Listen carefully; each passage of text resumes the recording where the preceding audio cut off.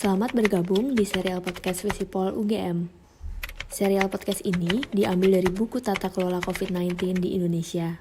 Aspek yang dibedah mencakup gagasan bab, intisari, perkembangan paling kontemporer terkait substansi bab, dan rencana tindak lanjut yang mungkin disiapkan untuk kajian selanjutnya.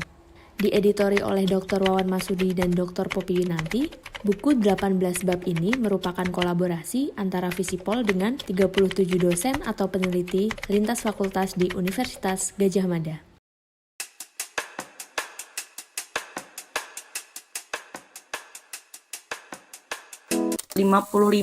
Sekian persen pekerja di Indonesia itu ada di sektor informal.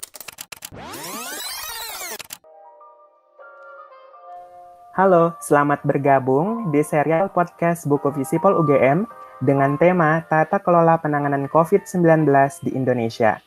Buku 18 bab ini ditulis oleh 37 dosen dan peneliti Visipol serta beberapa fakultas lainnya di UGM dan dieditori oleh Dr. Wawan Masudi dan Dr. Poppy Winanti. Sebagaimana kita semua ketahui, pandemi global virus COVID-19 telah menyebar di seluruh belahan dunia, termasuk di Indonesia. Buku ini adalah salah satu buku yang paling awal terbit terkait dengan topik ini. Serial podcast kali ini akan berisi obrolan kami dengan para penulis bab dalam buku Tata Kelola tersebut. Buku ini diterbitkan oleh Visipol UGM bekerja sama dengan Gadjah Mada Press sebagai sumbang pemikiran kami di masa pandemi COVID-19 bagi para pengambil kebijakan.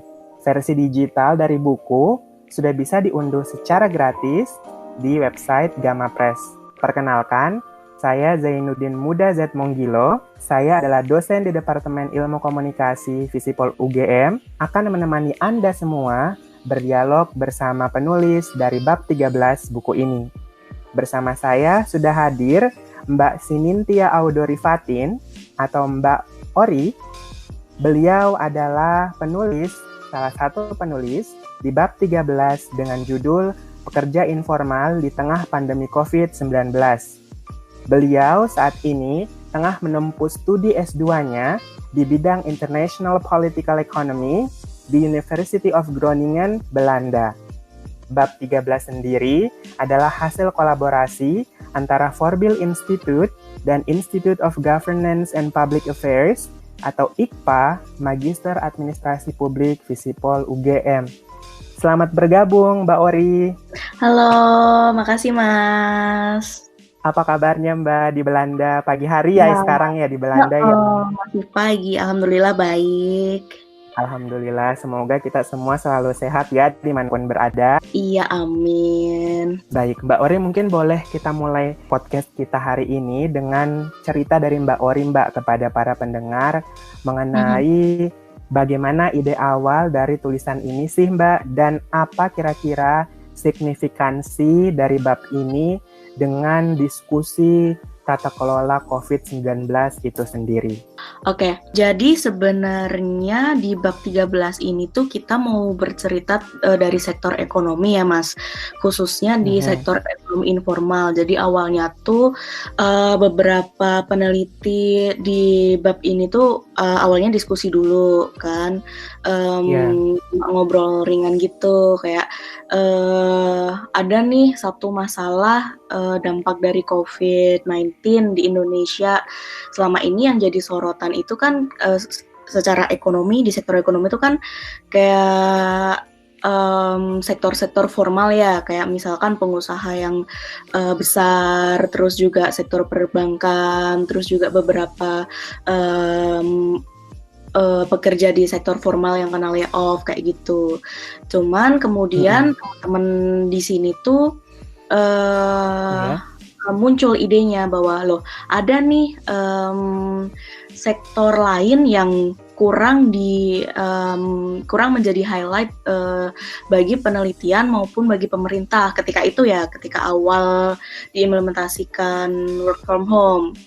yaitu mereka Betul. yang bekerja di sektor informal nih. Nah, di sini kita meng-highlight bahwa para pekerja di sektor informal tuh mereka sebenarnya merupakan kelompok pekerja yang rentan gitu kan, karena mereka kebanyakan tidak menerima gaji bulanan seperti yang pekerja formal lakukan gitu kan. Terus mereka juga pekerjaannya sangat bergantung dengan lingkungan sekitar gitu. Terus abis itu dari situ kita kayak mulai gimana kalau misalkan kita bikin tulisan terkait pekerja informal ini, seenggaknya minimal supaya didengar oleh pertama pemerintah, kedua juga masyarakat umum, karena fenomena ini tuh nyata, fenomena ini tuh ada seperti itu awalnya. Nah, terus kalau untuk signifikansinya sendiri dalam diskusi tata kelola COVID-19,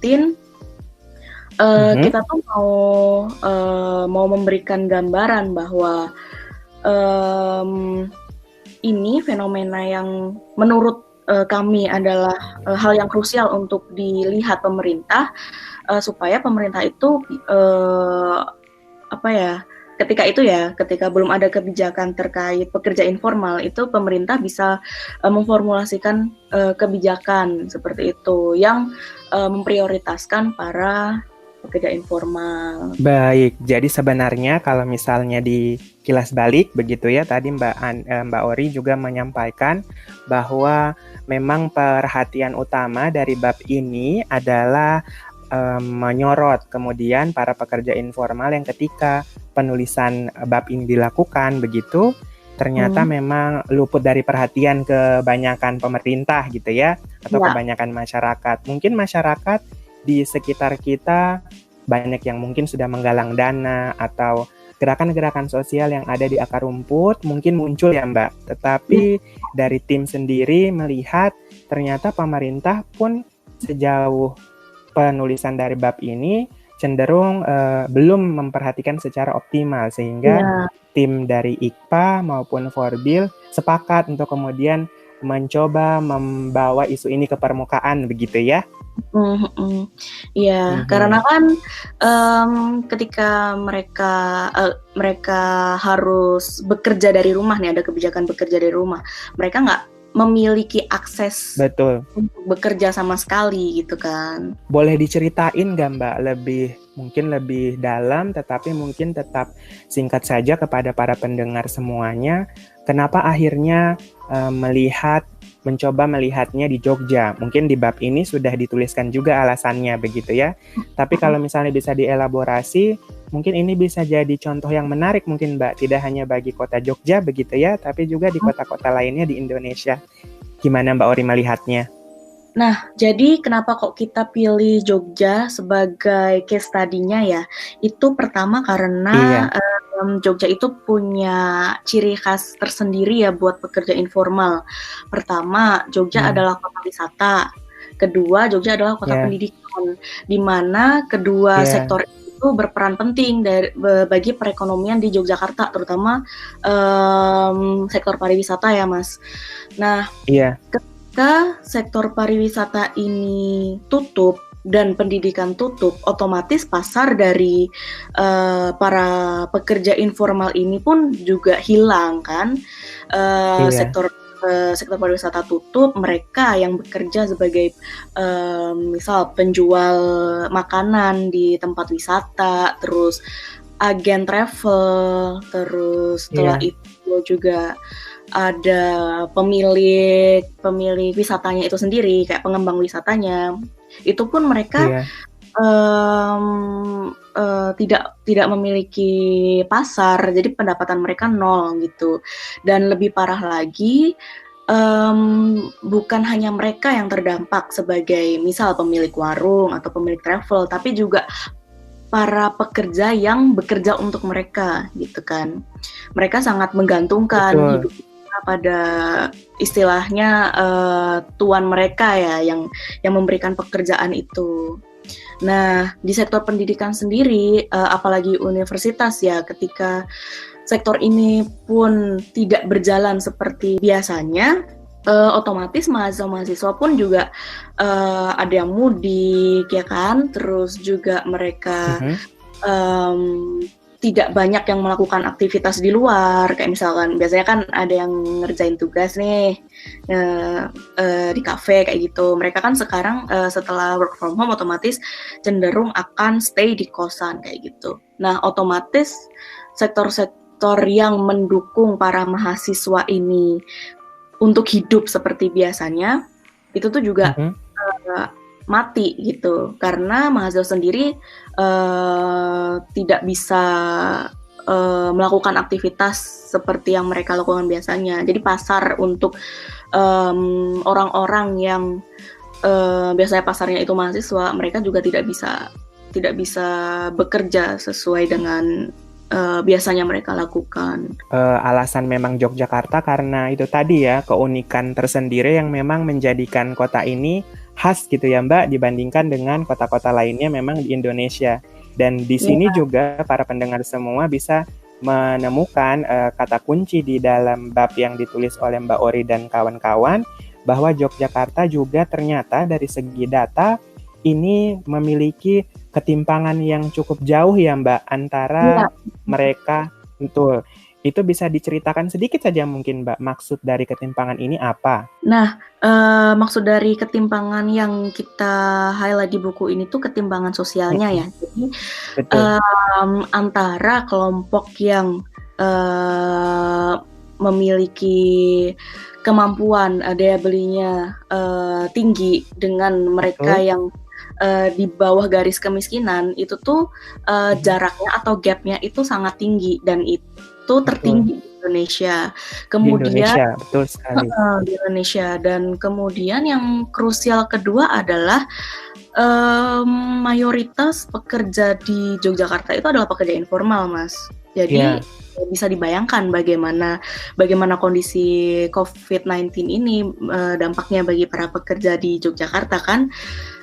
Ini sebenarnya bukan di Jogja sih, karena di Indonesia sendiri pun data dari BPS 55,sekian% pekerja di Indonesia itu ada di sektor informal seperti itu. Wah, menarik sekali. Menarik sekali bab ini ternyata ya. Jadi bisa memberikan insight tidak hanya saja untuk kota Jogja, tapi juga sebenarnya semoga bisa menjadi lesson learn gitu ya Mbak. Dari Jogja misalnya untuk kota-kota lain di Indonesia, atau mungkin Jogja untuk nasional gitu ya Mbak, atau mungkin bahkan lebih luas lagi. Nah, kalau boleh diceritakan lagi Mbak, ini mungkin bisa menjadi inspirasi kepada para pendengar semua di rumah. Bagaimana kemudian, karena tadi Mbak Ori bercerita, ini memang menceritakan mengenai pengalaman di lapangan dari para pekerja informal yang terdampak. Lalu kemudian bagaimana tim Mbak Ori dan kawan-kawan ini melakukan proses pengumpulan datanya, lalu menuliskan datanya, sampai kemudian jadilah buku yang sekarang para pendengar semua bisa nikmati Mbak. Monggo bisa diceritakan. Oke, jadi tuh tulisan kita tuh kan rapid appraisal, waktu itu menargetkan sekitar 2 atau 3 minggu ini tulisan harus selesai dengan data primer gitu kan Mas. Nah, untuk penulisannya sendiri kita tiap hari meeting.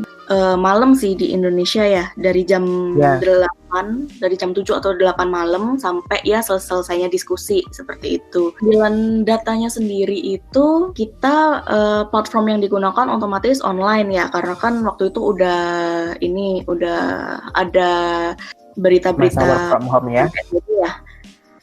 Betul. Work from home itu. Nah, beberapa responden kita ambil datanya itu dari video call buat mereka yang bisa mengakses seperti itu kan.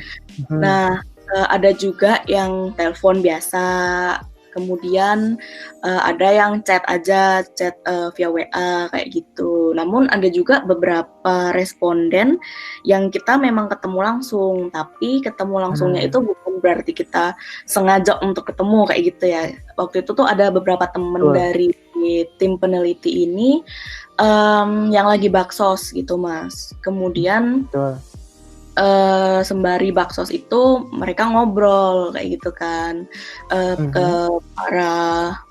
para pekerja informal yang mereka temuin ketika baksos itu.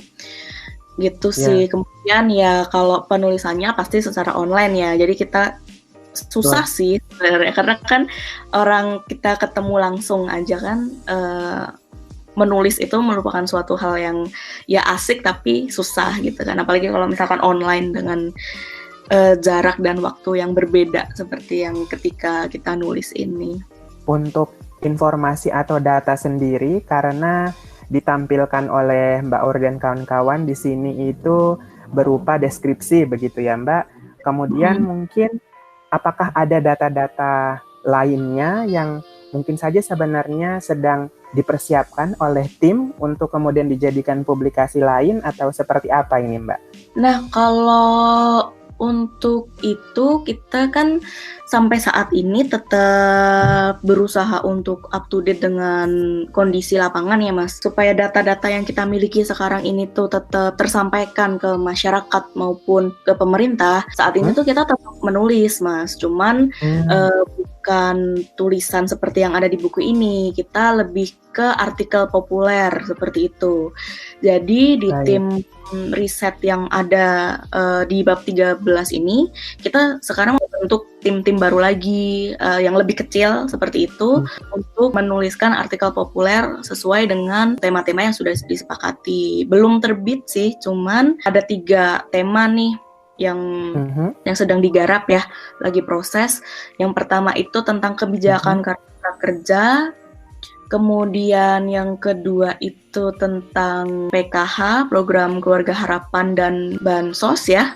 Dan yang ketiga, yang terakhir itu tentang respon pemerintah daerah di situasi krisis sekarang ini. Wah, luar biasa. Ide-idenya ini sepertinya saya juga yang ini baru mendengar saja ini sudah merasakan tidak sabar ini Mbak Ori untuk segera membaca hasilnya. Semoga segera keluar, semoga segera terbit publikasinya, kita tunggu, kita nantikan. Mbak Ori, terus kalau boleh diberitahu nih ke para pendengar semuanya, kira-kira boleh nggak dari, saya yakin sekali bahwa dengan membaca utuh, maka kita bisa mendapatkan insight yang luar biasa dalam dari penelitian ataupun dari tulisan bab 13 ini. Namun mungkin bisa saja ada pula yang mungkin tidak punya waktu untuk membacanya dengan lengkap, sehingga mungkin bisa dibagikan Mbak intisari dari bab ini, temuannya, pentingnya, temuan menarik seperti apa? Oke, jadi di bab ke-13 dari buku ini tuh sebenarnya terdiri dari 5 bagian ya Mas. Intinya yang pertama kita menyoroti kondisi yang dialami oleh pekerja informal pasca pandemi. Kemudian ya seperti tulisan biasanya ada kerangka teori yang digunakan, yaitu pekerja informal dan posisi yang dapat dioptimalkan oleh pemangku kebijakan. Yang ketiga itu ada narasi kondisi pekerja informal yang sesuai dengan kondisi lapangan. Kemudian respon kebijakan pemerintah dan kesimpulan rekomendasi. Nah, untuk yang bagian pertama, kondisi yang dialami pekerja informal, seperti yang sudah saya jelaskan di awal tadi, itu merupakan ide awal kita, bagaimana kondisi pekerja informal saat ini, khususnya di DIY, ketika pandemi ini berlangsung, bahwa mereka kehilangan pekerjaan, pendapatan mereka nol, dan yang perlu digarisbawahi dari temuan kita adalah beberapa pekerja informal yang berhasil kita wawancara itu, mereka sangat struggling dengan kondisi mereka. Kemudian apa yang mereka lakukan? Yang mereka lakukan untuk menghidupi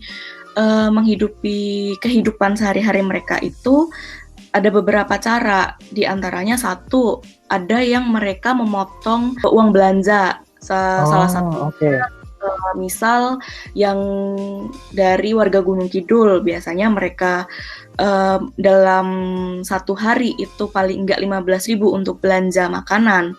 Mereka harus memotong menjadi 5.000 per hari. Kemudian ada juga yang terpaksa untuk berhutang seperti itu, karena para pekerja informal ini mereka mayoritas tidak memiliki tabungan. Pendapatan yang mereka terima ketika sebelum pandemi berlangsung itu sangat minim untuk memenuhi kebutuhan sehari-hari. Jadi ketika pandemi ini ada dan mereka dipaksa untuk tidak bekerja, mereka tidak memiliki tabungan seperti itu. Tapi ada juga mereka yang memiliki tabungan. Jadi kelompok yang ini dia menyiasati untuk memenuhi kebutuhan sehari-hari adalah dengan mengambil tabungan mereka seperti itu. Tapi juga ketika kami wawancara, mereka juga khawatir karena kalau misalkan kondisi yang dimana mereka terpaksa harus bekerja di rumah itu berlangsung lama, mereka takut tidak akan bisa mencukupi lebih lama lagi. Karena waktu itu kita wawancara, ada yang bilang bahwa tabungannya mungkin hanya cukup untuk sampai bulan Mei atau Juni, seperti itu, Mas. Kemudian ketika penulisan buku ini itu belum ada kebijakan apapun ya dari pemerintah. Maksudnya pemerintah belum mengeluarkan kebijakan secara legal untuk para pekerja informal ini. Namun kemudian saat ini yang perlu digarisbawahi adalah pemerintah udah mengeluarkan kebijakan PKH. Di mana dana PKH dan cakupan penerimanya itu kan diperluas ya. Kemudian juga ada sembako dan juga kartu prakerja. Nah, tapi juga masing-masing kebijakan ini ternyata menimbulkan masalah baru gitu. Misal PKH dilihat dari jumlah yang dikeluarkan oleh pemerintah itu kurang bisa mencangkup para pekerja informal di Indonesia gitu, jangankan di Jogja seperti itu. Nah kemudian untuk yang sembako, permasalahannya seperti yang bisa kita lihat di banyak media, malah menimbulkan kerumunan seperti itu kan, yang dimana malah berbahaya bagi kesehatan mereka. Kemudian kartu prakerja ini sendiri, kita dapat update dari beberapa responden, banyak yang mengalami kesulitan untuk apply kartu prakerja ini. Mulai dari sistemnya yang rumit, sampai juga mereka merasa ini terlalu gambling gitu, kebijakan kartu prakerja ini. Oke, terkait dengan beberapa kebijakan yang awalnya tadi Mbak Ori juga sudah sampaikan ketika dalam penulisan, pemerintah belum menyentuh ranah ini, lalu kemudian progresnya ke sini sudah ada setidaknya tadi 3 kebijakan kunci gitu ya, yang kemudian dihasilkan pemerintah untuk mengatasi persoalan yang dihadapi para pekerja informal di masa pandemi ini. Kalau Mbak Ori bisa tadi menyatakan bahwa memang kebijakan yang ditelurkan ini atau yang dikeluarkan ini pun masih menimbulkan masalah-masalah baru yang ternyata mungkin luput dari prediksi atau mungkin dari perhitungan dari pemerintah. Menurut Mbak Ori, kira-kira apa yang bisa direkomendasikan untuk ya setidaknya membuat situasi atau masalah baru tadi itu bisa diminimalkan sehingga tidak menimbulkan efek yang mungkin saja lebih luas lagi nantinya? Sebenarnya kalau untuk rekomendasi bisa dari ini ya, bisa dilihat dari makro dan mikro ya Mas. Yang mikro sendiri itu pemerintah bisa lebih menyoroti lebih detail lagi bagaimana mekanisme penyaluran bantuan seperti itu, karena sejauh ini masih terdapat beberapa masalah dari implementasi kebijakan yang sudah dikeluarkan oleh pemerintah, mulai dari tidak meratanya bantuan yang diberikan, kemudian kurangnya transparansi, seperti contohnya penerima PKH itu datanya hanya dimiliki oleh desa. Jadi kayak pemerintah desa yang memiliki data tersebut, tanpa masyarakat itu diberitahu secara gamblang siapa saja yang berhak untuk menerima. Itu salah satu pernyataan dari responden kami ya. Kemudian dari sisi makronya itu ada 2 hal yang bisa disampaikan. Yang pertama itu Mungkin pemerintah pusat bisa memformulasikan kebijakan yang lebih fleksibel. Yang lebih fleksibel di sini adalah kebijakan yang pemerintah daerah itu dapat menyesuaikan dengan kondisi dan karakteristik masing-masing yang ada di daerah mereka gitu. Karena selama ini kebijakan dari pusat yang kami lihat itu bentuknya adalah penyaluran-penyaluran ya, di mana pemerintah daerah itu hanya tinggal menyalurkan kebijakan dari pusat ke masyarakat seperti itu. Dan mereka permasalahan di sini adalah mereka cenderung takut untuk memodifikasi kebijakan-kebijakan karena dalam tanda kutip takut salah gitu kan, takut salah nanti secara administrasi seperti apa, nanti kalau misalkan malah diperkarakan seperti itu. Nah, yang kedua itu bisa meningkatkan sinergi dan koordinasi antara lembaga pusat dan daerah untuk meminimalisir misinformasi dan atau kesimpangsiuran informasi publik seperti itu. Karena di kondisi yang serba nggak pasti seperti sekarang ini kan, yang dibutuhkan oleh masyarakat adalah informasi yang akurat ya dari pemerintah supaya kita itu sebagai masyarakat tahu harus bagaimana seharusnya gitu. Namun apabila pemerintah tidak bisa mengakomodasi informasi publik itu akan menimbulkan kekacauan sendiri di masyarakat gitu sih Mas. Nah kemudian kenapa dari kedua rekomendasi makro itu yang disoroti adalah pemerintah daerah, itu karena kita mempertimbangkan bahwa pemerintah daerah itu sendiri merupakan pemerintah yang langsung berhadapan dengan masyarakat. Mereka yang langsung melihat bagaimana kondisi di masyarakat. Nah, begitu sih kenapa kok kita meng-highlight kebijakan-kebijakan yang harus mensupport pemerintah daerah. Baik. Nah, kalau mungkin ini belum jadi penutup, tetapi karena memang bisa dikatakan bab ini memang belum sepenuhnya saat ini karena memang masih kajian awal begitu ya Mbak, maka akan ada kajian-kajian lanjutan yang tadi sudah disampaikan juga oleh Mbak Ori. Tapi kalau misalnya saya boleh meminta kepada Mbak Ori untuk memberikan kira-kira rekomendasi atau kalau bukan rekomendasi mungkin pesan kepada para pekerja informal di luar sana yang barangkali saja mungkin mendengar podcast ini, kira-kira apa pesan semangat yang mungkin Mbak Ori dan kawan-kawan ingin sampaikan dari hasil riset ini untuk lagi-lagi mungkin memberikan tanda petik keringanan atau tanda petik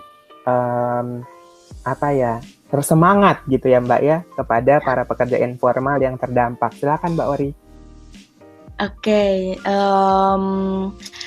Karena kami bukan dari sektor pemerintahan ya, jadi kami nggak bisa menjanjikan apapun kepada para pekerja informal di luar sana. Namun yang mau kami sampaikan adalah kita di sini menghadapi situasi sulit bersama-sama, dan kami paham betul bagaimana kesulitan yang dialami oleh pekerja informal di luar sana, di mana kesulitan itu lebih dari apa yang kita alami. Nah, untuk itu kami sebagai terutama di tim riset ini kami berusaha semaksimal mungkin dengan kemampuan yang kita bisa untuk membantu kalian para pekerja informal di luar sana, dan pastinya tidak akan bisa mencangkup luas ya Mas, karena kemampuan kita juga terbatas. Namun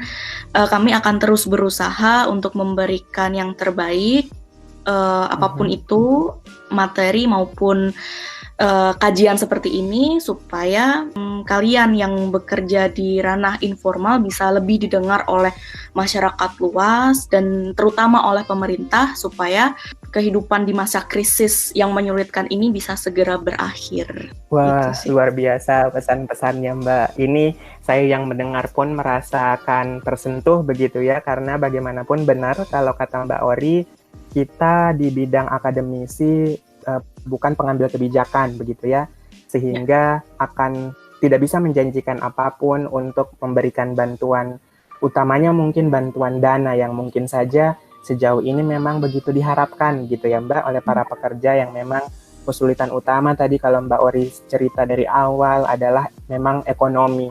Namun kami di bidang akademisi, Mbak Ori dan kawan-kawan penulis di bab 13 itu berupaya sebaik mungkin untuk menyuarakan begitu ya hasil-hasil kajian dari Bapak atau Ibu, Mas dan Mbak para pekerja informal untuk kemudian bisa dapat tersalurkan begitu ya Mbak kepada mereka yang memangku kepentingan atau kebijakan.